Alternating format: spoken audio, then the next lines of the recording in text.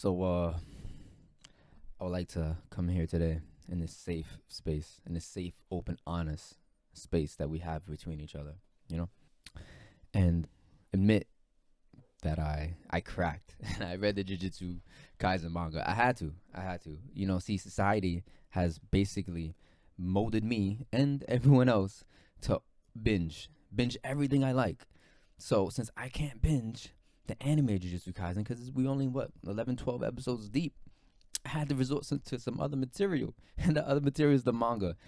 And whew, I love it. The same way I was coming on here saying I was loving the anime, and that it's a really fun watch, not just as a anime lover, but just as a person. You watch and it's entertaining, and the same way it's entertaining in anime form, it's entertaining in the manga form. I'm not gonna say better or worse, but it's really entertaining. The way the fights are capsulated, the way the dialogues are taking place, the way they kind of break the fourth wall here and there, I really appreciate it. And from what I've seen, the anime and the manga are great reflections of each other. They're really close, and I don't think one's better than the other, honestly. And that's hard to say for most other anime. Most people just stick to the manga. Most people just stick to the anime. But that's not what I'm here to talk about today. Since I caught up to the manga, something popped up in my head after, sitting down and absorbing it all. And different from what I felt in the beginning of the series, there really isn't going to be no fist bumps of friendship between Sukuna and Yuji. Ain't happening here, buddy. None of that.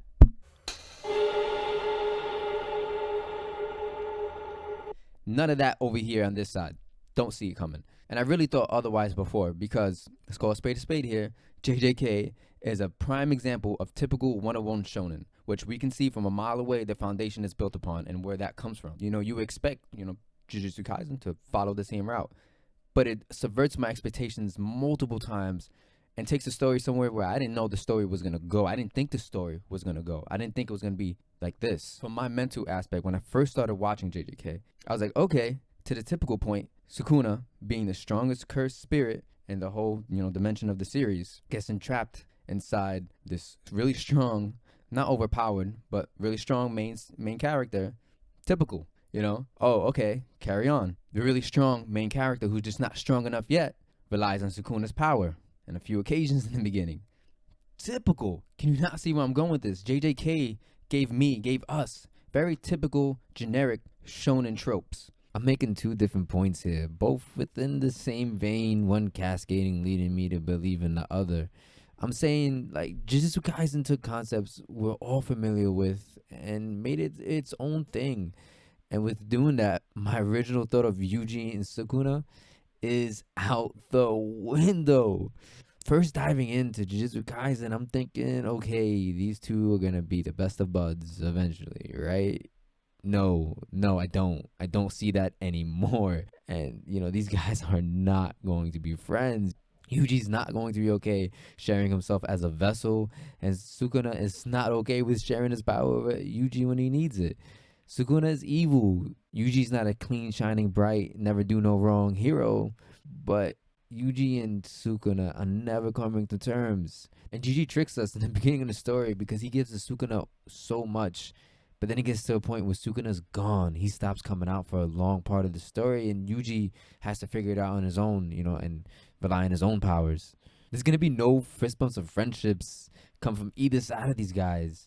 And in the story, we even get an instance where Yuji realizes himself, where Sukuna laughs at Yuji as Yuji is pleading, begging for his help to come and reverse what happened to Junpei. And Sukuna just starts laughing at him alongside Mahito, just laughing at the sorrow and the darkness of depression of Yuji watching his friend die that Sukuna could have saved, and Sukuna was laughing at him. You think those guys are ever going to be friends? Can you picture this? Can you imagine this? Naruto fighting Pain, Hinata comes to try to save him, gets beat up by Pain, about to be killed by Pain, and Naruto goes to switch into rage, and the Nine Tails is like, nah, I ain't giving you no power. Go ahead, deal with it. Watch. Haha, you want to keep me locked up? Haha, watch this. Go ahead. Imagine if you think Naruto would have gave him a fist bump later on in a few chapters? No way, bro. No, well, maybe Naruto. He forgives everybody, but no way, bro. I'm shooting you. I'm killing myself to kill you. And Sukuna doesn't care. Sukuna doesn't care because Sukuna's like, yo, Yuji can die and I can live on in my other fingers. It doesn't matter. It does not matter to me. What happens to this kid? You're not gonna use me as a pawn. That's what Sukuna's thinking. Sukuna laughed at him while Junpei was dying. But Yuji's the man though, because Yuji was just like, fuck you then. I gotta stop being so, but Yuji was like, fuck you then. And he was like, I'm gonna do it myself. And Yuji snapped and he's like, I'm gonna kill Mahito.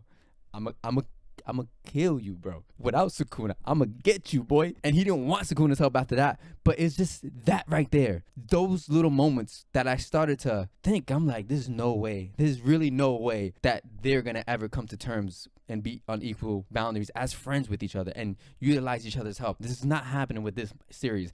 As I thought it was gonna happen with this series, I don't see it. And a few dozen chapters later, still no Sukuna. Yuji has fought harder competition, training, and getting better. And this is, again, to the part of where I'm saying that the manga is very encapsulating and very entertaining. Because I forgot Sukuna wasn't even around for a good majority of the story so far. He really stops making appearances for a long time, and I like that. You don't get too much of him. You get talks about him because the other curses are trying to use him because he's the strongest curse spirit. But you don't get Sukuna being brought out every time Yuji needs help. I forgot about Sukuna. Let me not talk for everybody else. I forgot about Sukuna because the story was just so entertaining with everything else going on and with everything going on with Yuji and his development as a character, not just as his physical ability and his curse ability, but as their personality, just the whole thing. He's really just a thriving character to watch, and you get caught up in the story to the point where you don't even realize it's been a few dozen chapters since the last time you've seen Sukuna appear out of Yuji. And now what I'm about to mention really solidified in my brain that Sukuna and Yuji, they're not going to be buddies. They're not going to be buddies. Not like Asta and his demon. Not like Naruto and the Nine Tails. So, after dozens of chapters of not getting Sukuna, we finally have this cursed spirits who've been plotting and planning, and that plan and those plots are coming together, attempting to bring Sukuna forth with the 10 fingers that they stole. They feed it to Sukuna, and guess who appears? Sukuna comes, makes his reappearance after so long, right? Right. And what does Sukuna do? Like a savage, he kills 2 human sorcerers. They were bad, but he killed them. And then he goes and starts fighting the same cursed spirit that brought him out and fed him the 10 fingers that went out through all that trouble of doing what they did to get here. And now Sukuna's fighting the guy. And like, yo, it's like, entertain me. It's been a while. Let's go. And the whole time this is happening, they're fighting mid-city battle. Boom, boom, boom, boom. Really more of a sparring match for Sukuna anyways, because he's just having fun with it. And, the other cursed spirits on his toes trying to go against Sukuna. Like, he's going all out. And again, I really appreciate this from the JJK series and every other series that does this. They're fighting all out in this city, and there are people dying. There's civilians in the city. And if it's... What did you... Every time, it doesn't fail with the video. I can't just get a word out without stumbling and fumbling. And I was trying to say vicinity. Got it. So in the vicinity, we know people are dying. It's obvious people are dying. It gets to the point where this cursed spirit brings down a meteor, bro. A meteor. Sukuna laughs at him, bro. The badassness between these two guys is just out of control. These two characters is just out of control. Out of here. I love it. But the point is that Sukuna finally made his appearance after so long. And when he does, he goes on a killing spree. Damn. The main factor of this all is Sukuna is doing this in Yuji's body. I mean, we remember Yuji's been battling for a while now. The fact that he's had to kill humans, no matter in whatever form they approached him in at the time, it didn't matter. They were human at the end of the day to him. And that's a heavy toll on his shoulders that Sukuna just made, like 100 tons more heavy or something. And once Yuji switched back, we seen it. He was gone. He was out of it. He lost the will to fight until Todo came through and, just snapped him back into it, clapped him back into it. And even when the switch got turned back on for Yuji to fight, he now feels like he's equal to Mahito, and that hurts. That's kind of just really, because he's generally a good kid. In one of the most recent chapters, the cowardly Kusakabe, or, smart, depends who you're asking. After him witnessing everything Sukuna just did in the city, he firmly made up his mind, and he's on the side of no matter if Gojo's around or Gojo's not around, I do not support Yuji staying alive as the vessel for Sukuna.